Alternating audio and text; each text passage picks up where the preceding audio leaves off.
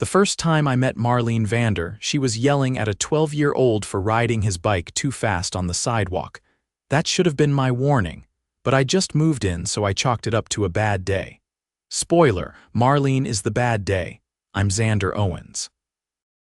Army vet, now working remote in IT and owner of the best dog on earth, Ranger, my black lab and certified PTSD service dog. He doesn't bark, doesn't bite, doesn't even flinch unless I'm having a rough moment. He's more disciplined than half the people I served with. I bought the house for the quiet. The backyard, the cul-de-sac.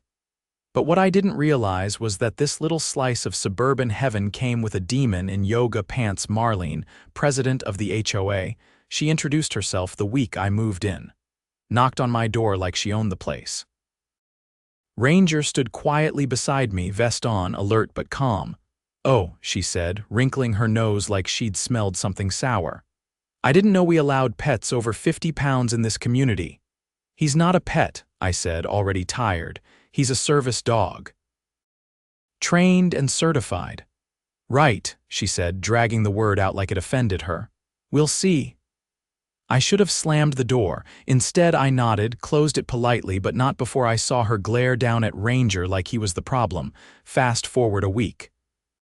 I'm working on my laptop out on the porch, Ranger beside me, when I see the white van pull up. Animal control. 2 officers hop out and start walking up my driveway like they're ready for a takedown. "You Xander Owens?" one asks. "Yeah." "What's going on?" "We got a report of an aggressive, unlicensed dog on the premises." I blinked. "Aggressive? Ranger hasn't barked in 2 years. They glance at him. He's sitting there, tail gently thumping, vest on, watching them like they're just another UPS delivery. "We'll still need to inspect his paperwork." "No problem," I said, already opening the file folder I keep in the house. I handed them the full ADA documentation, service dog ID, medical letter, everything. They read it, then looked at each other. "Sorry, sir, this all checks out." "Someone's wasting your time and ours." I didn't have to guess who. As if on cue, Marlene came power walking around the corner, HOA clipboard in hand, fake concern plastered on her face. "Is everything okay, officers?" she asked sweetly. I was just so worried. "That dog looked dangerous." The officer turned to her.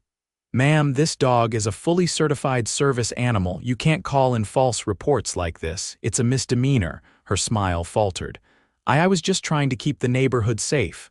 "No, you weren't," I cut in. "You were trying to harass me, and you just tried to violate ADA law in the process." Marlene's face went pale. I didn't know, you didn't care," I said. "You thought you could bully me out of the neighborhood because my dog doesn't fit your aesthetic, but now you've involved the government. Bad move."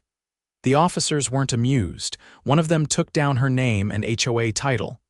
"Expect a follow-up," he said to her, then nodded at me. "You're good, sir." As they walked off, Marlene tried to save face. "You know," she called after me, "the HOA might still fine you for violating community pet guidelines." I turned around, calm as ever. "ADA law overrides your HOA handbook, Marlene. You might want to read it before you get served." Ranger and I went back inside, but I knew this wasn't over because people like Marlene never stop when they're embarrassed. They double down. 2 mornings after the animal control incident, I woke up to find a bright yellow notice taped to my front door. Not just 1, but 4 each, laminated and stamped with the HOA's seal like they were official government documents. One said I had violated noise regulations. Another claimed my lawn lighting didn't meet aesthetic conformity standards. One cited an unapproved structural modification. That one made me laugh. The last. A $250 administrative penalty for failing to respond to community correspondence. I hadn't received a single letter, email, or knock at the door, not even a sticky note. But here they were, already demanding money. I pulled the notices down and walked inside, setting them on the counter. Ranger, curled on his mat, lifted his head and watched me. He always did that, read my mood before I even knew what I was feeling. I looked at him and said the words I hadn't wanted to say out loud just yet. "They're trying to push me out." I knew the playbook. You bury someone in fees, hit them with vague violations, and hope they'll fold. It's a pressure tactic. I'd seen it in the military, only there we called it psychological warfare. I logged into the HOA's online portal. Nothing. No record of communications. No digital copies of the violations, not even a ledger showing the supposed fines. I screenshotted everything. Then I opened the county assessor's website and started digging. The HOA documents were public, and I dug through them like I was back on an intel assignment. That's when I found it Article Roman 7, Section C. No fine or penalty shall be assessed without written notice delivered to the homeowner by certified mail or in-person acknowledgement. They hadn't sent a thing. Laminated threats taped to a door don't count. I printed the clause, then added it to the folder I'd started building. I also printed the email from the county sheriff's office confirming that Ranger's certification had been reviewed and accepted after the animal control call. I wasn't playing defense anymore. That afternoon, I walked down to the HOA office tucked in the back of the clubhouse. It was a converted utility room with a printer that looked like it hadn't worked since 2003. There were two people inside. A bored-looking man shuffling papers and Marlene hunched over her laptop like she was hacking a bank. She didn't look up when I entered, but her tone dripped with sugar. "Mr. Owens, here to pay your fines?" "No," I said, keeping my voice even. "I'm here to ask who authorized them." She finally looked up. "The board reviews all violations and approves them." "Then I'd like to see the minutes from that meeting. They're internal documents. They're public record per your own bylaws." I held up a copy of the HOA charter already bookmarked. "Unless you're saying the board didn't actually vote on them." The man at the desk glanced up, clearly uncomfortable. Marlene's expression didn't change, but her next sentence told me everything I needed to know. "I don't appreciate your tone. I don't appreciate being harassed under illegal pretenses. You skipped due process. You issued undocumented fines, and you targeted my service dog after trying to get him removed through false reporting. That's not a tone issue. That's a legal one." She stood up so fast her chair squeaked across the floor. "Are you threatening me?" "No, but I am filing a complaint with the State Attorney General's office under the Fair Housing Act, and I've already spoken to the ADA coordinator at the Department of Justice." "You're in violation of federal law, Marlene." For the first time, she hesitated, not stammering, just a flicker of doubt. I pressed. "I also pulled your budget filings. You've been using HOA dues to pay a private landscaping company owned by your nephew. No open bids, no board approval." "That's embezzlement." The man at the desk dropped his pen. "You're bluffing," she said, but her voice cracked. "Am I? County permits show no record of the beautification projects you've been charging us for." "And the bank statements, yeah, I got those to show recurring payments to a company that doesn't even have a business license." She opened her mouth, but I kept going. "I've already contacted 5 other homeowners. One of them kept a detailed spreadsheet of dues increases over the last 3 years and the corresponding lack of receipts. Another has security footage of you entering their backyard without permission to photograph a supposed code violation. That's trespassing." The man behind the desk stood up. "I didn't know about any of that," he said. "I just volunteer here once a week." "You might want to distance yourself," I said. "This is going to escalate." I left the office without waiting for a reply. That night, I typed up a formal complaint and filed it with the state HOA regulatory board. I included screenshots, video timestamps, document scans, and the full breakdown of misused funds and procedural violations. I also contacted 3 local news stations and 1 investigative journalist I'd met years ago during a veteran housing project. Within 72 hours, the first article dropped. Local HOA accused of targeting disabled veteran, misusing funds. My phone lit up with messages from neighbors, people who'd been too scared to speak up. Now they were ready. One man, a retired firefighter named Lewis, came by with a folder of his own. He'd been fined for lawn disorder while recovering from knee surgery. The HOA had ignored his medical waiver. Another neighbor, Rebecca, showed me emails where Marlene threatened to report her for unauthorized gatherings because her teenage daughter had 3 friends over for a birthday. The pattern was obvious: bully, isolate, control. But the tide was turning. The real bombshell came a week later. A city auditor, tipped off by the journalist, discovered that Marlene had submitted forged invoices for community improvements that never happened, like a $4,800 gazebo restoration for a structure that had been demolished 2 years ago. That's felony-level fraud. The police didn't knock. They came in with a warrant. Marlene was escorted out of the HOA office in handcuffs, shouting about misunderstandings and conspiracies. But the evidence was stacked higher than her ego. The sheriff's department confirmed charges of falsifying records, wire fraud, and abuse of authority under color of law. The HOA board dissolved within 3 days. A court-appointed trustee took over operations pending a full audit. Residents voted to restructure the association, with all future board communications required to be transparent and publicly accessible.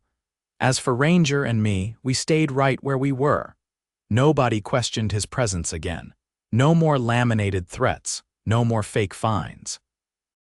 Just quiet evenings, good neighbors, and a dog who never needed to bark to protect his home. And Marlene. She won't be running any associations for a long, long time. The week after Marlene's arrest, the neighborhood felt like it had exhaled for the first time in years. People who had barely nodded at each other before were now exchanging stories on sidewalks, comparing notes on past fines, and offering casseroles like we were in a sitcom. Even Ranger seemed more relaxed, spending most mornings stretched out on the porch, watching squirrels with mild curiosity instead of scanning for trouble. Then, one morning, I received a certified letter from the city. It wasn't from the HOA, what was left of it, but from the Municipal Fraud Investigation Unit. Inside was a formal request for an interview regarding my complaint. Apparently, my documentation had triggered a deeper investigation, one that went beyond HOA harassment. I arrived at City Hall the next day. A plain office in the municipal building, 3rd floor, windows that overlooked the parking lot. Seated behind a desk was investigator Rhonda Kim. She didn't waste time with pleasantries. You mentioned in your complaint that you'd cross-referenced HOA expenditures with county permits, she said, flipping through a thick file. Where'd you learn to do that? I worked military intel before moving into systems analysis, I said. She nodded, not impressed, just noting it. You were right. Most of the permits Marlene filed under the HOA name were fabricated, but that's not what got our attention. She turned the file around and tapped the highlighted lines. She used the HOA's federal tax ID number to apply for multiple grants under a community redevelopment program. Those grants were meant for low-income neighborhoods. She submitted altered demographic data to make this area qualify. I leaned forward. How much money are we talking? Just under $80,000 over a span of 3 years. That was more than I expected, Rhonda continued. We also found that she was diverting a portion of HOA dues into a personal account. Not just through fake projects, but direct transfers disguised as vendor reimbursements. And the board never noticed. Most of the board members were either hand-picked friends or too intimidated to question her. One had already resigned a year ago after a disagreement. He said she made his life miserable until he quit. I frowned. So what happens now? She's already facing multiple felony charges for fraud and misuse of public funds, but this new information pushes it into federal jurisdiction. We've handed it off to the U.S. Attorney's Office. There might be racketeering charges. That word hit different. Racketeering wasn't just petty theft or embezzlement, it was organized, deliberate, and meant prison time. Back home, I updated the neighbors who'd been helping collect evidence. Lewis, the retired firefighter, suggested we hold a neighborhood meeting, not an HOA meeting, just an open forum. No votes, no rules, just neighbors talking. We held it on Rebecca's lawn. Folding chairs, lemonade, someone brought cookies. For the first time, people weren't whispering, they were naming names, pulling out manila envelopes, and putting everything on the table. One woman, a teacher named Dana, revealed that Marlene had threatened to report her to Child Protective Services because her son had been caught drawing chalk on the sidewalk. Another neighbor admitted he'd paid a compliance fee in cash after being told his fence was too high. No receipt. No follow-up. I stood up when it got quiet. I've got a meeting with the court trustee next week, I said. They're reviewing the HOA's governance structure. If we want to keep any kind of association, it needs to be completely rebuilt, transparent, accountable, and voluntary. There were nods, but also hesitation. One man in the back raised his hand. What if we just dissolve it? That got a bigger reaction. People murmured, some hopeful, others unsure. It's possible, I said, but we have to go through the proper channels. The trustee has to approve it, and we'd need a majority vote by parcel, not household. It won't be quick. But it'll be worth it, Dana said. They used our money to bully us. That was the sentiment that carried the meeting, not revenge, not anger. Just a shared understanding that the system had been twisted too far for too long.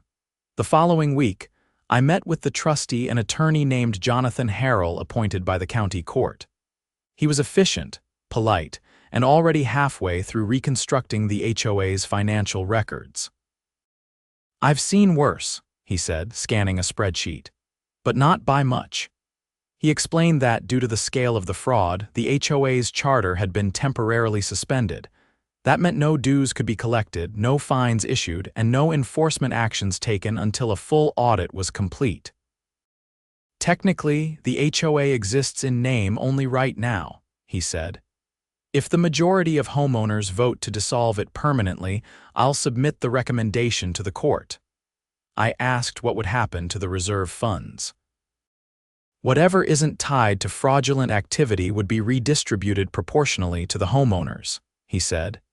Anything tied to illegal use will be seized as evidence. On my way out, he handed me a copy of the preliminary audit. I wasn't prepared for what I saw. Marlene hadn't just used the HOA funds for fake projects.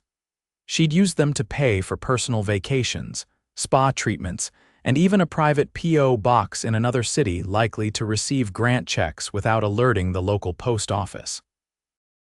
When I brought this information back to the neighborhood, it lit a fire. People who'd been on the fence about dissolving the HOA now wanted it gone altogether. We organized a petition drive, door to door. No pressure, just facts. Within 5 days, we had signatures from over 75% of the homeowners. The threshold was 60. I delivered the packet to Jonathan myself. He reviewed it, nodded, and told me he'd file the recommendation by the end of the week. 3 weeks later, the court approved the dissolution. The HOA was officially dead. In its place, we formed a voluntary neighborhood committee. No dues, no fines, just a group of residents who wanted to maintain the park and host the occasional barbecue. Decisions were made by vote, everything posted online. No one had power over anyone else. As for Marlene, she didn't return to the neighborhood.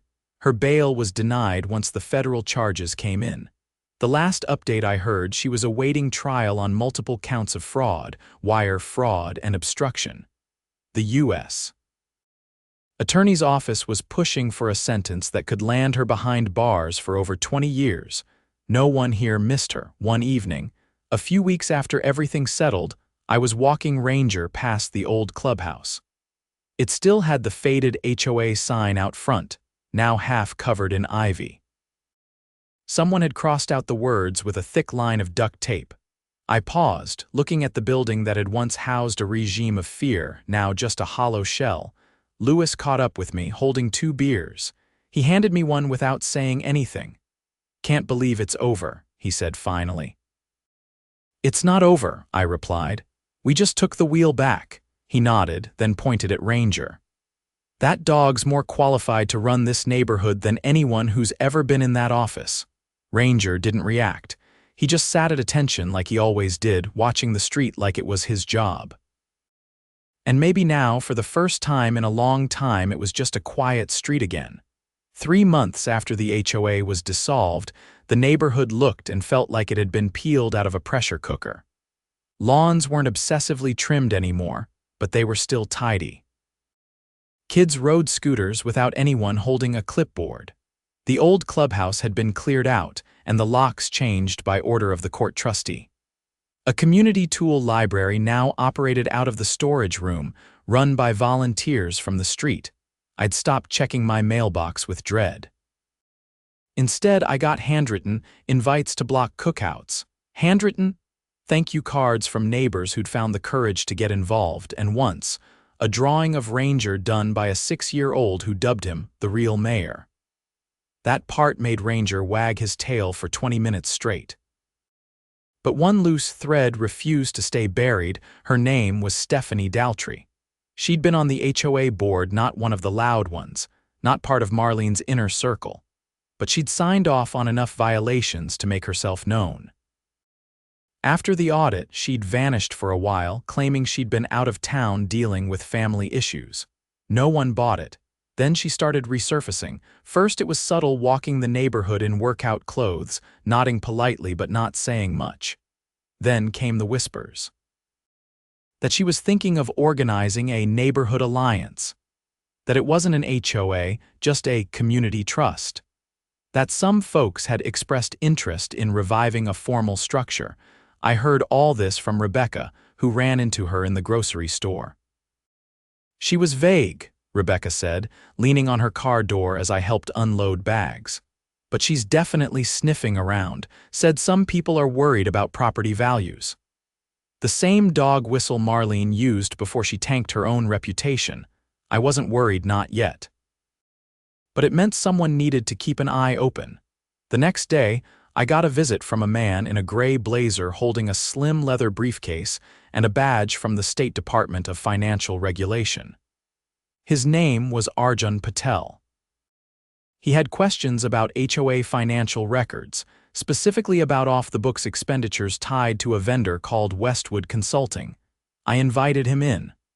Ranger didn't budge from his mat but watched every step Arjun took. Westwood Consulting, I said, flipping through the records I'd kept. That name never came up in the audit. That's what's odd, Arjun said, pulling a folder from his briefcase.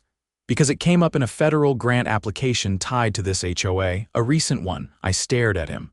The HOA's dead, dissolved. That information's public record. Exactly.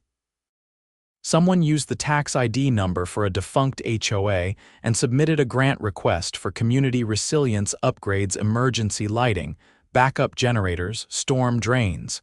Over $38,000. I sat back. Who submitted it? He slid a photocopy of the application across the table. The signature at the bottom was unmistakable, Stephanie Daltry. This was submitted 6 weeks ago, Arjun said. Falsified board minutes were attached. She listed herself as interim treasurer. Claimed the HOA was undergoing reorganization after leadership transition.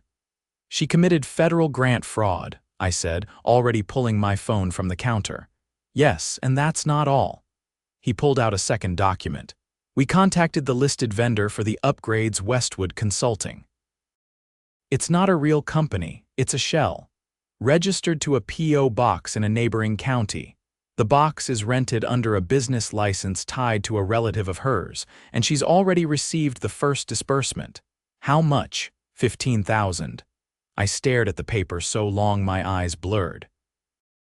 Then I stood up and walked to the window, thinking. She knew the HOA was dead. She knew the charter had been nullified in court, and she still used it to apply for money. She also forged signatures of former board members who now deny ever authorizing the application. I turned back to him. What do you need from me? Testimony, and access to your original complaint documents, the ones that triggered the first investigation.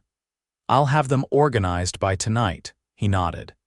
We've already opened a joint investigation with the DOJ and the State Financial Crimes Division. She's looking at multiple felonies: fraud, wire fraud, forgery, and misuse of public funds. That night, I went through every digital file, backup image, and email chain I'd saved. I added notes, timelines, and cross-referenced every document with the audit summary from the court trustee. By morning, I'd assembled a complete dossier. The arrest happened 2 weeks later. It was quiet, methodical, and public. Stephanie was pulled over on her way out of town. Her car was searched under warrant. Inside, they found a laptop containing altered HOA documents, printed templates of fake board minutes, and a USB drive full of forged contractor invoices.